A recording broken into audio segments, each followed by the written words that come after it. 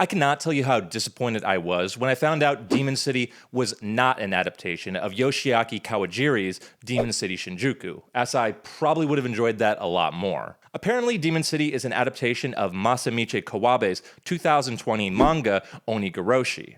Now, I can't speak for the manga, however, I think Demon City could best be summed up as Oldboy if Oldboy was made by stupid people who had just binge-watched the John Wick series. Demon City features an almost laughably bare-bones revenge narrative. Former hitman Shuei Sakata is framed for the murder of his wife and daughter by the mysterious mass criminal organization known as the Kaimengumi. During the attack, our hero is shot in the head, rendering him totally vegetable mode for the next 12 years. This is fairly early into the narrative, but already this plot point gives rise to a massive issue in the story. If you're familiar with Oldboy 2003, you'll know that main character Desu is also framed for the murder of his wife, and spends a significant amount of time, in this case 15 years, out of the picture. Where these stories differ pretty significantly is in what our protagonists do with their 12/15 years out of commission, and how the film chooses to present the passage of time. In the case of Desu, he spends the majority of his 15 years in captivity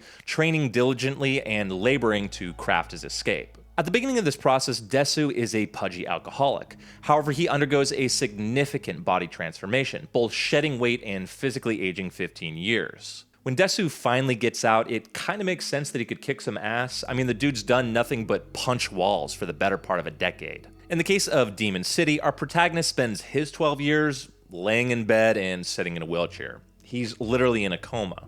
Yet despite pissing in a catheter for more than 10 years, he basically wakes up ready to fight tens of armed goons with nothing but a machete. If you have even a passing knowledge of muscles or the human body in general, it should be pretty apparent that this makes no sense at all. When not in use, muscles tend to atrophy. The dude should be emaciated and covered in bed sores. The film seems to understand this concept, but they get pretty lazy with the continuity. Notice in this shot, Sakata looks pretty thin. However, just one scene later, not so much. Now, it is loosely, and I mean very loosely hinted, that Sakata's miraculous recovery may be supernatural in nature. The main villain continually makes allusions to local folklore about a demon that possesses somebody once every 50 years. It could be inferred that he believes this demon is currently inhabiting Sakata, but personally, I couldn't tell what the writers were going for here. To me, it kind of seemed more like he was speaking figuratively, or maybe just doing an ominous, spooky villain thing. Also, he does kind of seem like a superstitious weirdo, so in the event that he is speaking literally,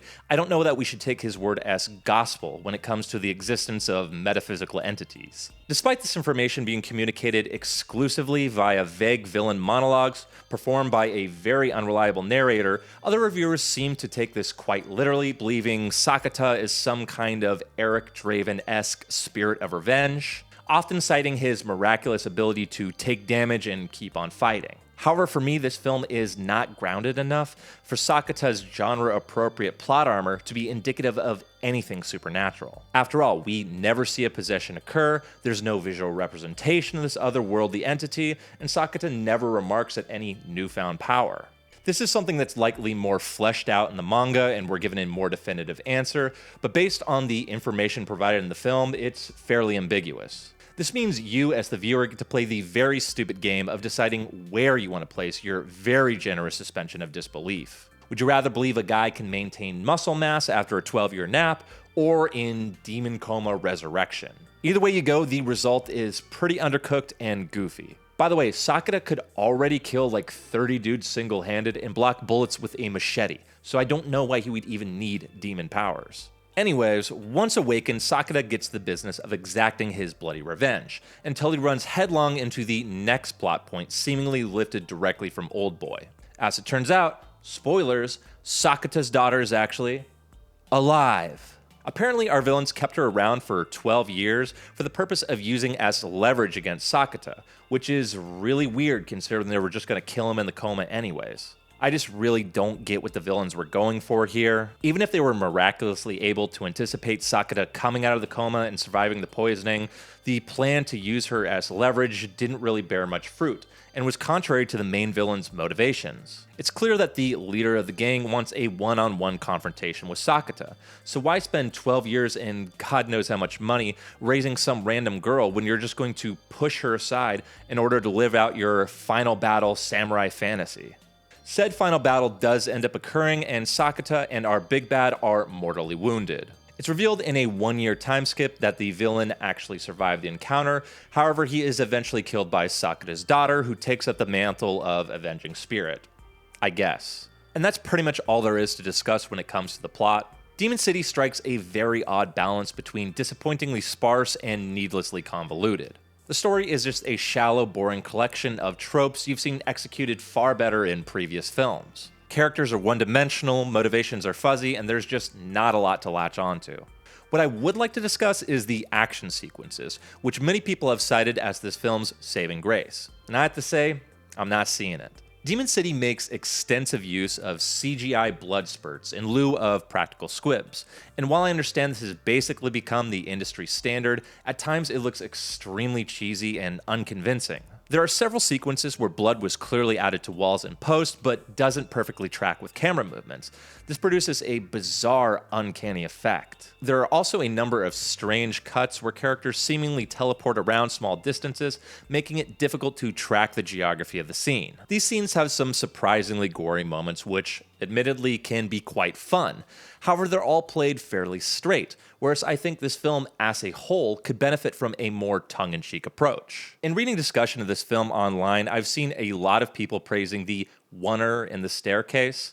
I'm sorry, but this is very obviously not a single take. There are multiple places where you can clearly see they hid cuts, and stunts that would absolutely be impossible in a single go. The fact that people thought this was a single take is kind of nuts. On top of that, the sequence just doesn't look very good. The choreography is frankly sloppy, with poorly rendered CGI blood spurts coming out of nowhere, costumes remaining pristinely clean in locations that should be covered in blood, and bizarre digital pans and zooms and camera shake. Maybe other people dig this, but this is not my idea of a well-executed action sequence, not in 2025. Now, while admittedly I'm not the biggest fan of action as a genre, I have enjoyed films like Oldboy and The Crow. Unfortunately, Demon City doesn't have the emotional depth or character development necessary to stand up to revenge flicks of that caliber. Demon City also lacks the camp and self-awareness of funner entries to the genre like Ricky-O. Unless you're a die-hard action fan or are in the mood for some very passive viewing, I honestly can't recommend this film.